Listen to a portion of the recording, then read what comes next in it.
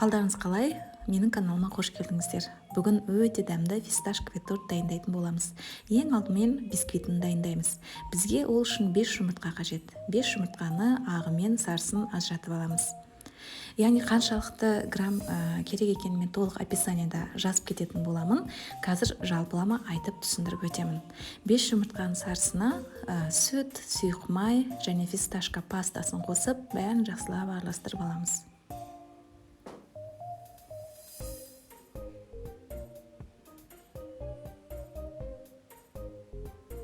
Араластырып алғаннан кейін бөлек 5 жұмыртқаның ағына сәл тұз қосып, жақсылап миксерлейміз. Сәл көбіктенгеннен кейін үстіне қант қосып, тағы да миксерлейміз. Міне дәл осындай меренга болуы қажет. Енді жұмыртқаның сарысына кезектесіп ұнды және меренганы 3 бөлікке бөліп, шетінен қосып, лопатканың көмегімен астына төмен қарай араластырып аламыз.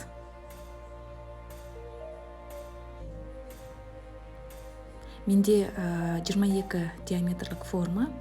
Бірден барлық массамызды салып, 160 градуста ысып тұрған пешке 35-40 минутта бисквитімізді пісіріп аламыз. Піскен бисквитімізді бірден теріс аударып, жарты сағатқа қойып қоямыз.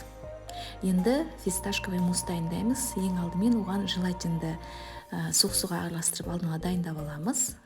Ақ натуральный шоколадқа үстіне ыстық сүт қосып, жақсылап шоколадымыз ерігенше араластырамыз. Еріген шоколадтың үстіне фисташка пастасын қосамыз. Творожный сыр қосамыз. Бәрін жақсылап араластырамыз. Желатинімізді ерітіп алып, үстіне қосып, тағы да араластырамыз.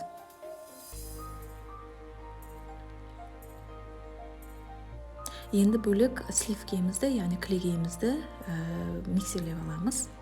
Оны фисташка пастаның үстіне қосамыз. Жақсылап араластырып алғаннан кейін, менде 18 диаметрлік форма. Астын пищевой пленкамен жақсылап орап, үстіне фисташковый муссымызды құйып, морозильникке қойып қоямыз. 1 сағаттан кейін дайын болады. Міне дәл осылай алып, пищевой пленкамен орап, қайтадан холодильникке салып қойсаңыздар болады. Негізі бұл муссты бір күн бұрын алдын ала дайындап қойсаңыздар да болады.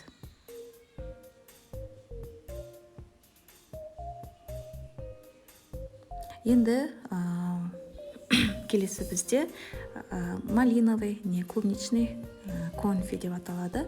Менде клубникадан жасадым. Алдын ала желатинімізді сумен ерітіп бөлек дайындап қоямыз. Клубникамызды блендерлеп аламыз. Үстіне қант қосып, жақсылап блендерлеп, баяу отқа қойып қоямыз. Қайнатпаймыз, тек қана қантымыз ерігенше араластырамыз. Әбден қанты еріген клубниканың үстіне желатинімізді салып, желатиніміз ерігенше араластырамыз. Енді 2 формаға теңдей етіп бөлеміз. Менде 18 диаметрлік форма. Теңдей етіп құйып, морозильникке қойып қоямыз. 1 сағаттан кейін дайын болады. Бұларды да пищевой пленкаға жақсылап орап, қайтадан морозильникке салып қоясыздар. Бисквитіміз пісті. 4 бөлікке теңдей етіп бөліп алдық. Енді кремімізді дайындаймыз. Крем бізде творожный сыр, маскарпоне, сахарная пудра және де сливки, кілегей. Бәрін жақсылап араластырып аламыз.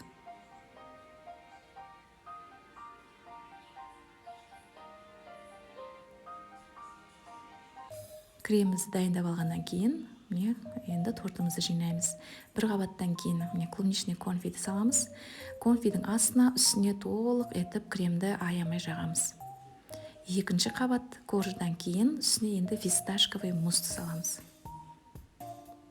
Фисташковый мусстың жан-жағына, астына, үстіне түгел креммен толық қаптаймыз.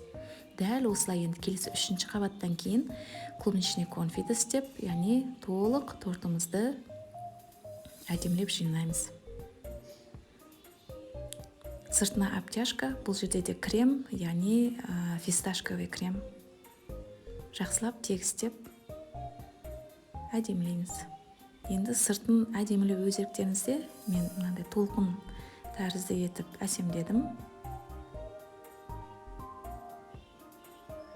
Сыртына сахарная бумагадан көбелектер жабыстырдым. Міндетті түрде жасап көріңіздер, ұнайтынына сенімдімін. Ұнаса лайк басып пікір қалдырсаңыздар болады. Тыңдап көргендеріңіз үшін алғыс білдіремін. Көп рахмет.